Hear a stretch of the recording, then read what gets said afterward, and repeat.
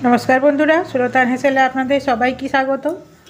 आज आमी आमादेर ग्रामे घरेर मतो रांगा आलुर पिठा बानाबो। ताई एखाने रांगा आलू निये निয়েছি। रांगा आलूटा परिष्कार करे धुए निয়েছি। আর রাঙা আলুর মাপটা আপনাদের পরিবারের সদস্য অনুযায়ী নিতে হবে, কম বেশি। তাই এখানে আমি 3 পিস নিয়েছি। এখানে আমার আছে 200 গ্রামের মতন রাঙা আলু। রাঙা আলুটাকে প্রথমে পরিষ্কার করে ধুয়ে নিয়েছি একবার, দিয়ে আবারও জলে আমি ভিজিয়ে রেখেছিলাম। আমার এই রেসিপিটি আপনাদের যদি ভালো লাগে লাইক আর সাবস্ক্রাইব করতে ভুলবেন না যেন। প্রেসারের মধ্যে আমি জল গরম করতে দিয়েছিলাম। খুব বেশি জল দেওয়ার দরকার নেই, রাঙা আলু সেদ্ধ করার জন্য অল্প একটু দিলেই হবে। আর বেশি জল দিলে কী হবে, ফেটে ভেতরে জল ঢুকে যাবে।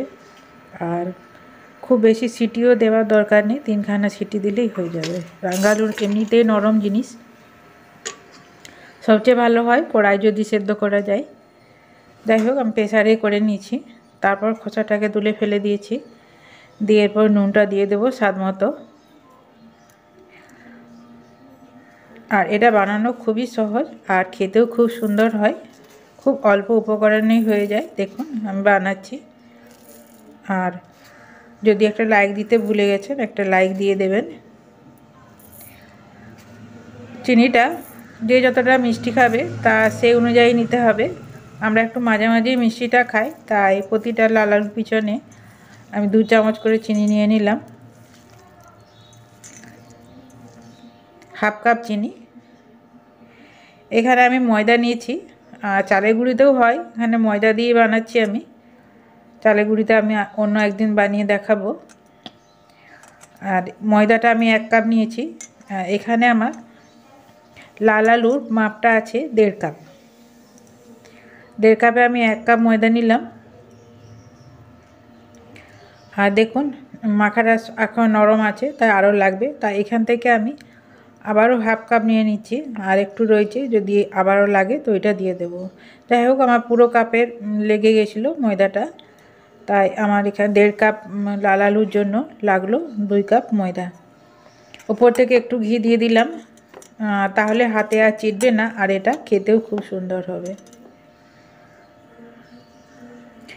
এই লাল আলুর পিঠাগুলো একটু ঘিয়ের উপরেই হয়, গাওয়া ঘি। আমাদের গ্রামে ঘরে যে গাওয়া ঘি থাকে সেই গাওয়া ঘি দিয়ে হয়।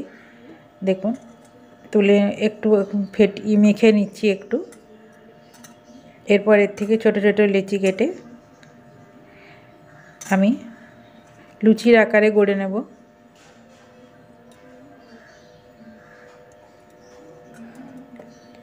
হাতের মধ্যে একটু ঘি বুলিয়ে নেব, তারপর এরকম চেপে চেপে গোল গোল শেপ দিয়ে দেব। আর একটু মোটা মোটাই থাকবে, খুব পাতলা হবে না। পাতলা হলে তো চাকি বেলায় বেলা হতো, কিন্তু পিঠা যেহেতু সেহেতু। আর এটা খুব ফুলবে, যেমন তেলের পিঠে করে কিংবা গুড়ের পিঠে করে, মিষ্টি পিঠে করে, সেই রকমই।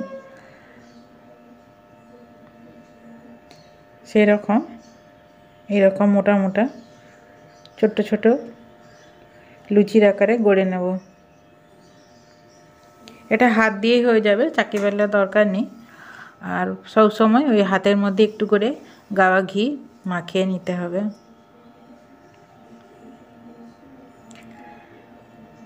গড়া একটা হয়ে গেছে। এভাবে আমি সবগুলো গড়ে নেব, কিংবা একটু করে গড়বো আর একটু করে তেলে ভাজতে থাকবো, কিংবা থালার মধ্যে একটু তেল দিয়েও থালাতেও হয়। আগে আমি একটা ভাজতে দিয়েছিলাম, আবারও একটা দিয়ে দিলাম। আর এখানে গ্যাসের আঁচকে কিন্তু খুবই লোয়ে রাখতে হবে, লোয়ে রেখে ধীরে ধীরে ভাজতে হবে, নাহলে ওপরটা পুড়ে যাবে, ভেতরটা কাঁচা রয়ে যাবে, কিংবা তিতো লাগবে। যেহেতু এটা চিনি দেওয়া আছে কিংবা লাল আলুর যে মিষ্টি, ওই জন্য বেশি আঁচ দেওয়া চলবে না, কম আঁচে ধীরে ধীরে লাল লাল করে ভেজে নিতে হবে। আমি একটা ভেজে নিয়েছি, আর দেখুন কত সুন্দর ফুলছে, ফুলবেও খুব সুন্দর।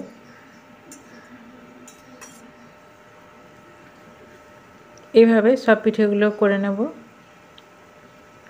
যেসব নতুন বন্ধুরা আমার এই রেসিপিটি দেখছেন, তাদের যদি ভালো লাগে সাবস্ক্রাইব করে পাশে থেকে যেতে পারেন।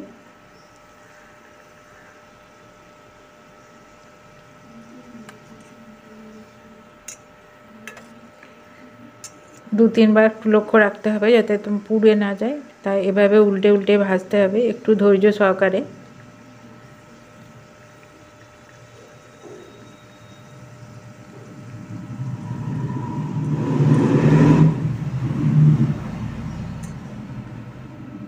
দেখুন এই যে লাল লাল করে একটু ভেজে নিয়েছি।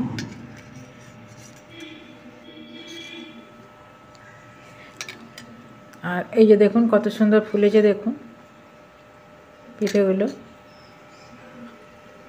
এগুলোকে আমরা ভাজা পিঠেও বলি, আবার লাল আলুর পিঠেও বলি, আর শুদ্ধ ভাষায় বলে রাঙা আলুর পিঠে। যাই নামে রাখুন না, পিঠে পিঠে। আর পিঠে হলো বাঙালির সবচেয়ে প্রিয়। এভাবে সব পিঠেগুলো আমি ভেজে নিয়েছি। যে দেখুন ছোট ছোট পিঠেগুলো, আর খুব সুন্দর একটা গন্ধ বেরিয়েছে, আর খেতেও খুব সুন্দর হয়, মিষ্টি, মানে ছোট বাচ্চাদের প্রিয় খাবার এটি।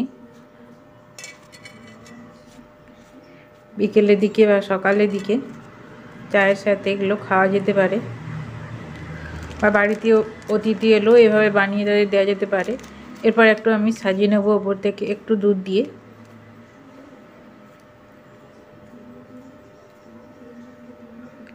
একটু আমুল দুধ দিয়ে দিচ্ছি ওপর থেকে। আর এটা 2 দিন পর্যন্ত থাকবে, যেহেতু ওপর থেকে দুধ দেওয়া হয়েছে, কিংবা যখন পরিবেশন করবেন তখন হয়তো মাখিয়ে দিলেও ভালো হয় আমুল দুধ।